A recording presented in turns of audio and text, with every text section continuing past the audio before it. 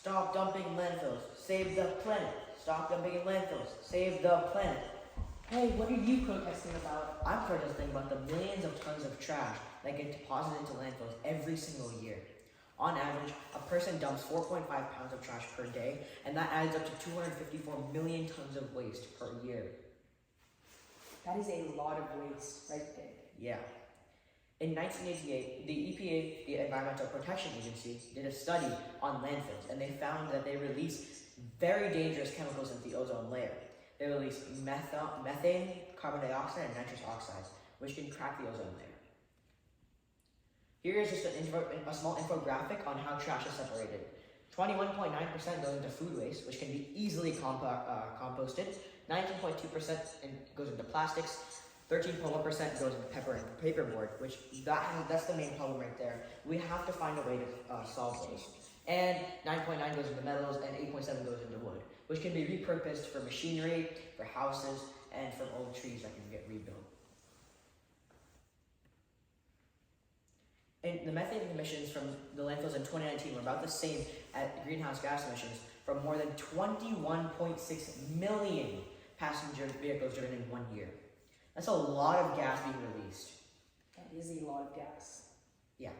We're running out of space. In the next 10 to 15 years, the Earth will eventually be filled, or all our landfills will be filled. That means over time, all that methane and nitrous oxide and carbon dioxide buildup will eventually crack the ozone layer, and that will have a detrimental effect on our environment.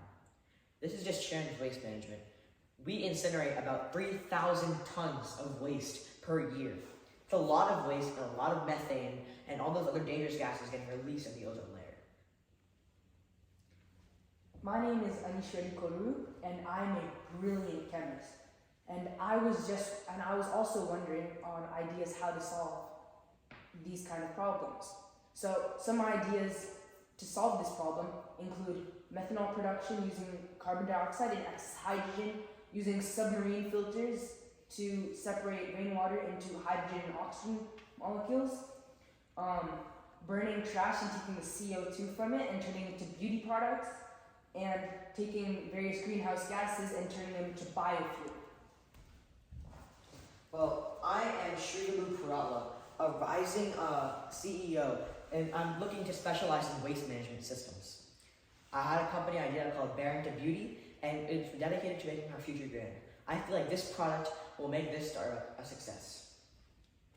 If you want to go for this idea, then let's do it. Here's how it works. We have carbon dioxide and nitrous oxide for burning trash. That filters through a compound called soda lime, which is just carbon dioxide. And when you mix carbon dioxide and hydrogen, put it over rainy nickel and heat it to 275 degrees Celsius, you'll get methane and excess oxygen. When you put the methane and oxygen in a tin chamber, all three react, and it gives you carbon, hydrogen, and oxygen, and the carbon we can collect for use in beauty products. So, hi, I'm Haydar Trivedi, and I can be your COO. So it starts with the incinerator, where a pump is pumping oxygen in while the trash is being burned. And so it creates some byproducts. They go through the soda lime filter. The nitrous oxide is gone now.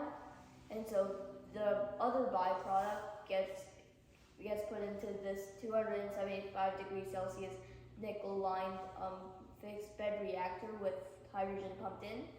And then it creates some byproducts that then go into a molten tin tower, where it reacts to create carbon, hydrogen, and tin oxide. This is where we make the most amount of money, in this tin chamber right here. All the carbon can be scraped off from the sides of the tin, and that can be used for beauty products like activated charcoal. Activated charcoal is used in many use cases such as body washes, face creams, and toothpaste. These are some estimations that we made, and these are just rough estimations, but with some tweaking and work, we can make this a true project. The hope is for this entire facility to run itself and be sustainable over the next 50 to 60 years. The U.S. waste market is growing exponentially. Over time, we will need a solution. We can't just divert our problem into other landfills. We have to find a solution now, and this is where our product comes in. There's a great scope for this project because waste management is such a high market, and we will get eventually a lot of investors for this project. These are our resources we use for our research.